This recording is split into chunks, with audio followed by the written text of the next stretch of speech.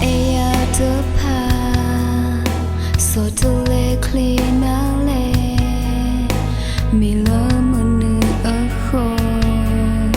so kumo ki to ba ta olo no kwe te ta puno le khila ke inu du ke ki me ti a go yo nu thenya yeta ena nana po yeta pa ta to pa la manu ko ke ba o than you te to nga ko ko ni na do you maybe ko ka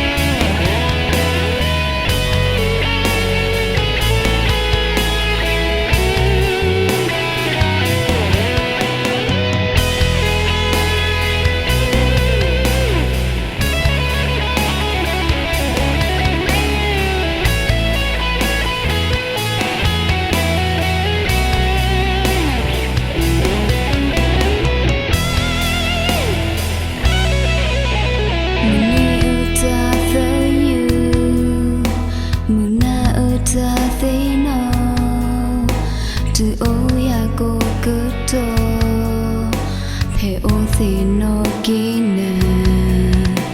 ta olo kwete ta puno le khila ke inu du ke ki me ti a go yo no